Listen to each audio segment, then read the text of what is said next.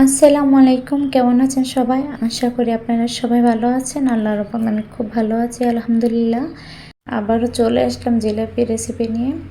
10 মিনিটে ঝটপট আটা দিয়ে কীভাবে জিলাপি তৈরি করবেন সেই রেসিপিটি আপনাদের মাঝে শেয়ার করছি। আর আমার রেসিপিটা যদি ভালো লেগে থাকে লাইক, কমেন্ট, শেয়ার দিয়ে আমার পাশে থাকবেন। প্রথমে আমি শিরাটা করে নেব। শিরাটা করার জন্য চুলায় একটা পাতিল বসিয়ে দিয়েছি। তারপর দিয়ে দিব 1.5 কাপ চিনি। 1.5 কাপ চিনি আমি 1 কাপ পানি দিয়ে দিব। শিরাটা বেশি ঘন হবে না আবার পাতলাও হবে না, এরকমভাবে একটা শিরা তৈরি করে নেব। যদি শিরাটা বলক আসে তাহলে দিয়ে দিব 1 চা চামচ এলাচের গুঁড়ো। এলাচের গুঁড়োটা দিলে মিষ্টির যে গন্ধ থাকে সেই গন্ধটা চলে যাবে আর একটা সুন্দর স্মেল আসবে। তারপর দিয়ে দিব ফুড কালার। আমি সামান্য একটু ফুড কালার দিয়েছি যাতে জিলাপি একটা কালার আসে, আপনারা চাইলে নাও দিতে পারেন। আর দিয়ে দিব সামান্য একটু লেবুর রস যাতে শিরাটা বসে না যায়। তারপরে দিয়ে দিব 1 টেবিল চামচ ঘি। ঘিটা দিলেও আপনার যে জিলাপিটার একটা সুন্দর স্মেল আসবে। আমার শিরাটা করা হয়ে গেছে।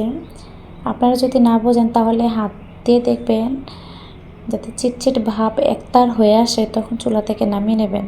জিলাপির শিরাটা বেশি ঘন হবে না আবার পাতলাও হবে না, সেই পর্যায়ে নামিয়ে নিতে হবে।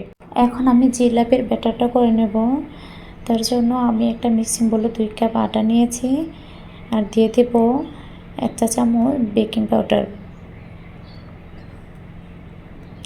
তারপর নর্মাল টেম্পারেচারে পানি দিয়ে আমি ব্যাটারটা করে নেব। তারপর দিয়ে দেব স্বাদ মতো লবণ। লবণটা দিয়ে আমি ব্যাটারটা ভালো করে ফেটে নেব।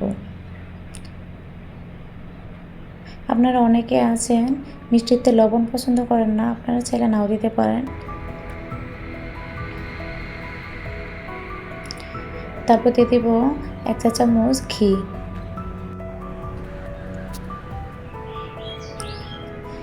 আমার এই ব্যাটারটা ফেটে না হয়ে গেছে। এখন আমি একটা সসের বোতলে ভরে নেব।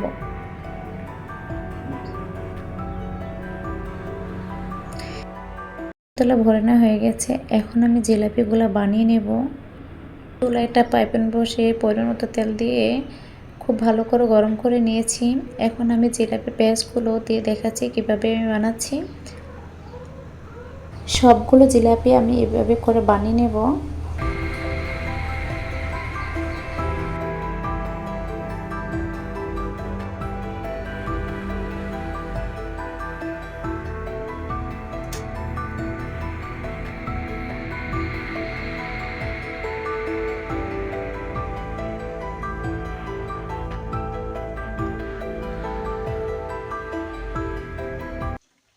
জিলাপিগুলো ভেজে নেওয়া হয়ে গেছে। এখন আমি গরম গরম অবস্থায় শিরা দিয়ে দেব।